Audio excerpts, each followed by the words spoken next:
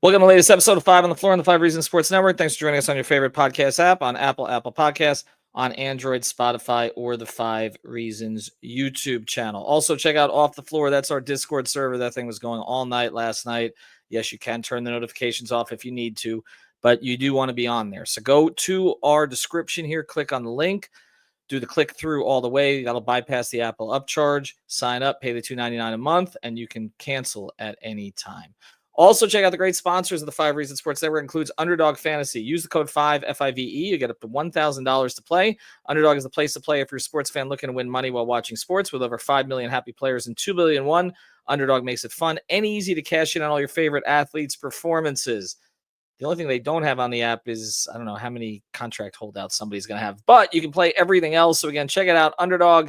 Use the code 5 FIVE. Get up to $1,000 in bonus cash instantly. Here's the deal, though. You must be at least 18, 19 in Alabama or Nebraska, 19 in Colorado for some games, 21 in Massachusetts and Arizona, and present in a state where Underdog Fantasy operates. Terms apply. Concerned with your play, call 1-800-GAMBLER or visit www.ncpgambling.org. And now, today's episode. Down the Biscayne. Yeah.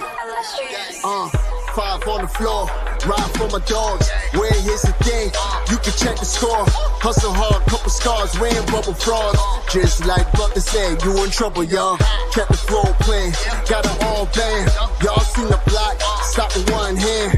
And Pat we trust. You sound scared. It's about have the guts, we're here to bring the heat. Y'all can hang it up.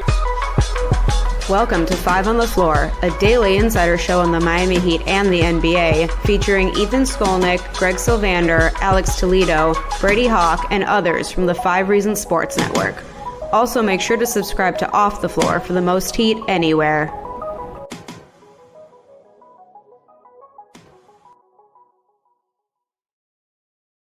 All right, welcome back to 5 on the Floor. Here's today's floor plan. I'm Ethan Skolnick. You can follow me at Ethan J. Skolnick. And at 5 Reasons Sports, I got Greg Sylvander. You can follow me at Greg Sylvander. Make sure to check out the episode that Alex and Brady did, the emergency episode. They were there last night. I was not. I'm on vacation right now. I thought I was. Alex and Brady were in the media room when Jimmy Butler decided to speak to the media, which, as we know, has not been an all-the-time thing since he's been in Miami. So he had a point to make, and the point he made was that he didn't want to be a member of the Miami Heat anymore. So we're going to discuss that. We're going to try to go through this quickly. There's a lot more to get to as we go forward, but I did want to at least check in here from the road where things stand. I've said, repeatedly, this was there had to be a trade request here, something significant. Obviously, this has now gone to that and beyond. This is now, in my view, at least irreparable.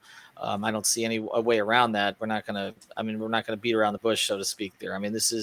This is not a situation that's going to be fixed. I've said that the Heat were willing to give an extension to him, perhaps after the season, based on his play this year, that they were willing even to give an additional year if that was necessary, if the two sides could come together on that.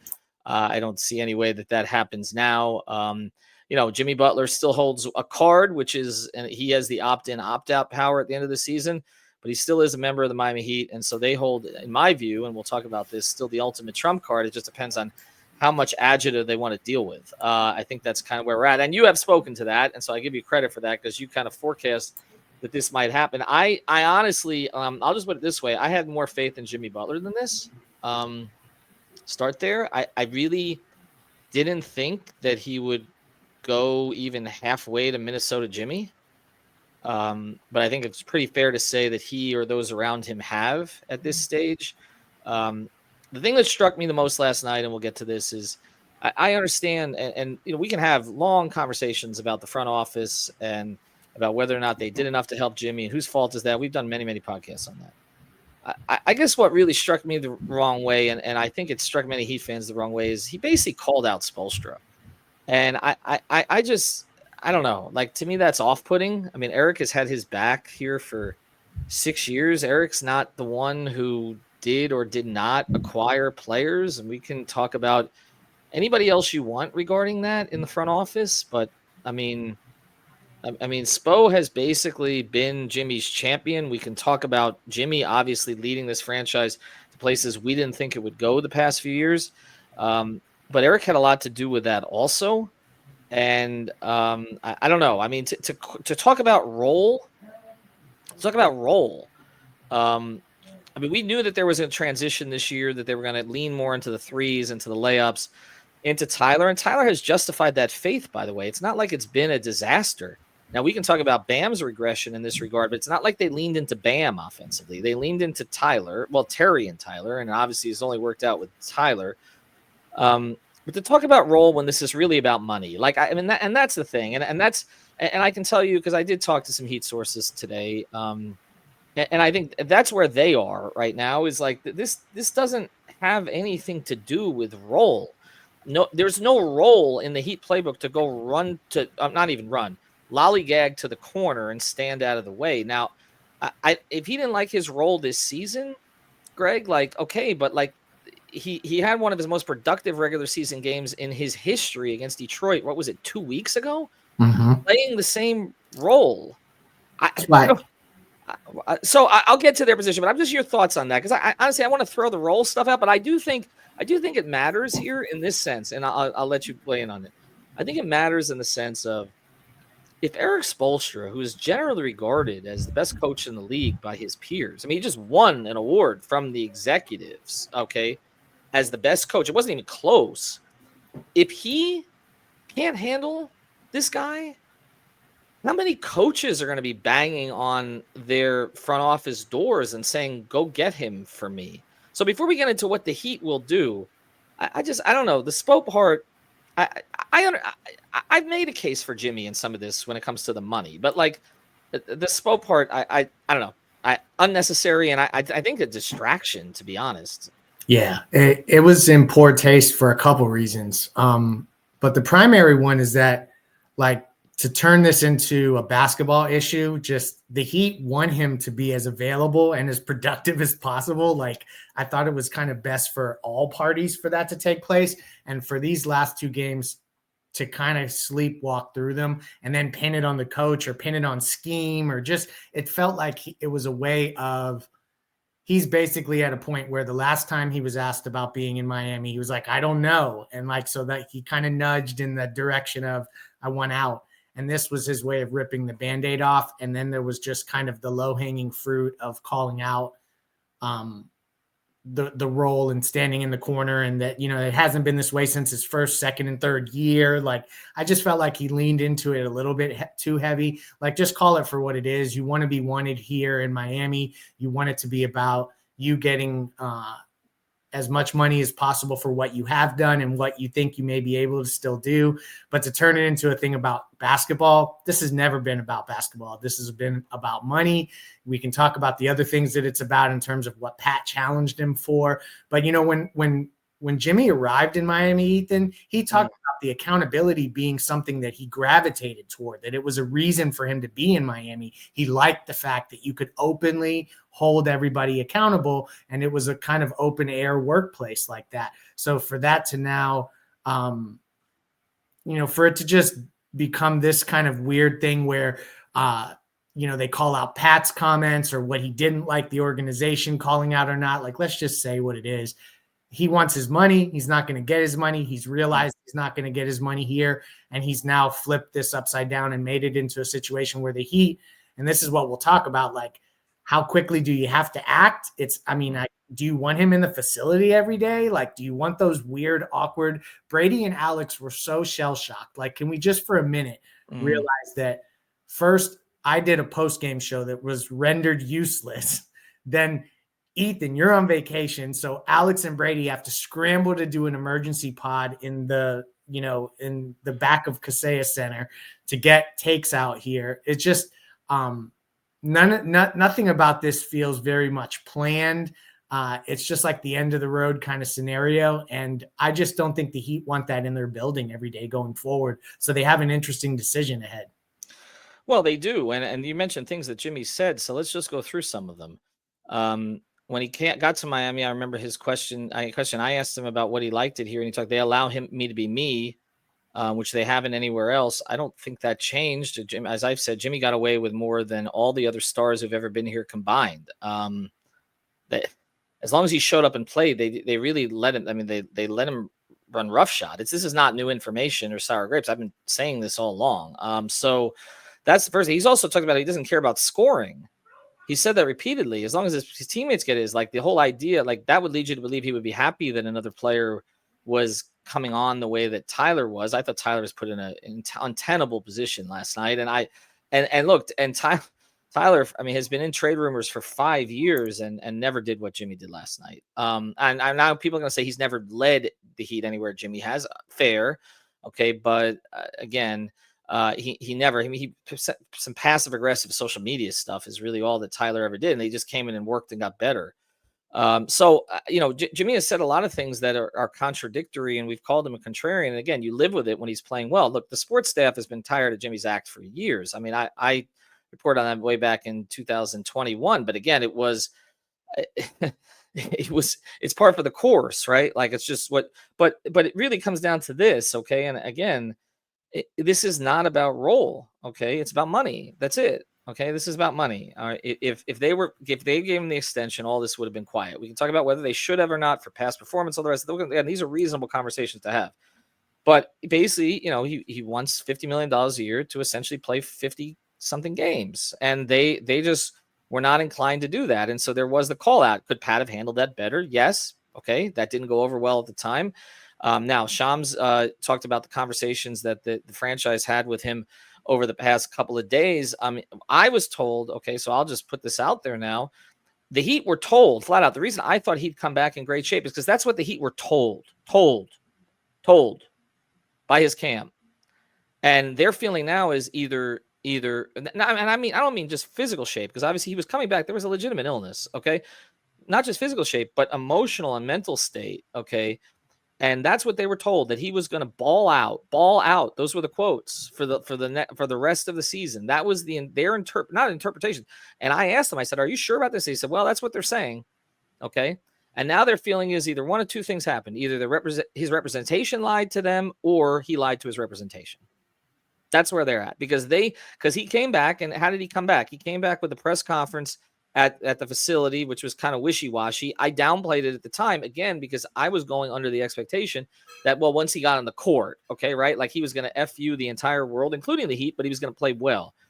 And then he starts running in the corner and he's taking one-legged threes, and Bam, even on the court, is looking at him like, what? And Tyler's body language kind of told you that he didn't understand what was going on either. And this goes beyond it. I think for people who are, want to take his side against the front office, okay, again, we can have a reasonable conversation about that. Okay. But he went out as coach and he kind of submarined his teammates. Yeah. And so, I mean, at that point, like now we're in a situation, we talked about Shaq. This has the potential to be their worst ever departure. Like LeBron was a free agent. He played out his contract. He had an opt out because he had the 4 years and he left. Fans were upset he didn't say goodbye to them in the way that he wanted, but he had the right to go do what he did at the end of the year. Okay. I always defended him about that. Shaq handled it in a very petty way and didn't really want. This is really the closest thing to that, okay? Mm-hmm. And they did repair things down the road. Dwayne, Zoe, they had these situations. Now, by the way, most franchises have. Okay, Bosh was health related. Really there was nothing on either side that can kind of be resolved with that. But I'm just saying, like, this is unnecessarily ugly, and I guess I got duped by thinking Jimmy was going to be more professional than this. That's my mistake. Okay. And the organization got duped. They did, because, my communication with them was, they were like, why would he not want to play well and play hard right now? Like, and I'm looking at it and I'm saying, and we'll get quickly into what they should do here, and then we'll do more on this in future episodes. But I'm looking at it, I'm saying, like, okay, so you're another organization now. Okay, he's a great player when he wants to be. I think he still can get to that level. Not consistently, but he has it in him on occasion, okay? But, like, if the Heat couldn't handle him, and now he's 35, like, who's giving him that money? Maybe I'll be wrong again. Maybe there's some team that thinks, okay, we'll be the one. There's always somebody, right? There's always, in a relationship, whatever. There's always, I can change her. But, I mean, it kind of feels to me like, I don't know. This is his last. I don't know. This is his last. He blew his last big payday. Maybe I'm wrong, but I think the James Harden contract, which is like the 2 for $70 prove it kind of situation, is what he's probably looking at. And I think the Heat were willing to go beyond that, based on what I'd heard. Yeah, and that's it's an interesting thing. I mean, he's at the lowest field goal attempt since his rookie year. That I'm looking now at it. He's 10.5 field goal attempts. So they are down from where he's been. He's been historically around 14 field goal attempts.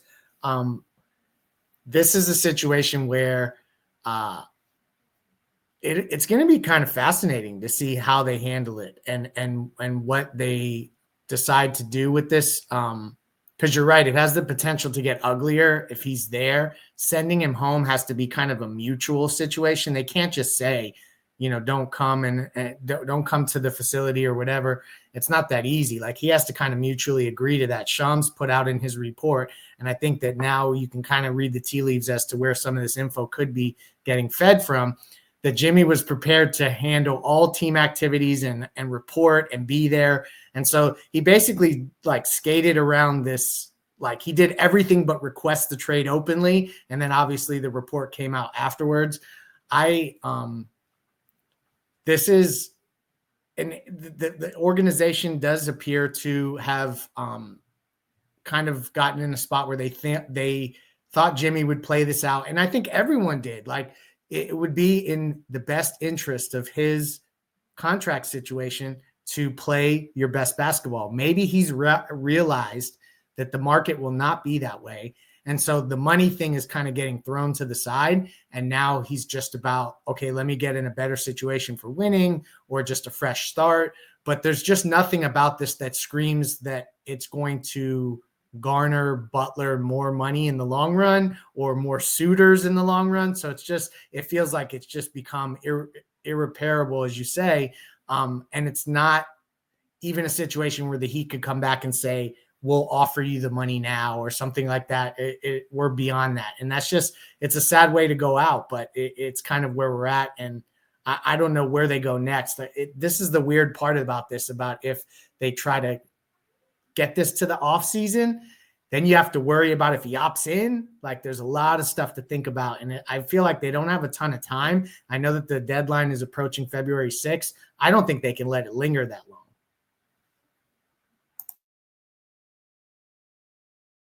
Let's talk about that on the other side. I'll say this.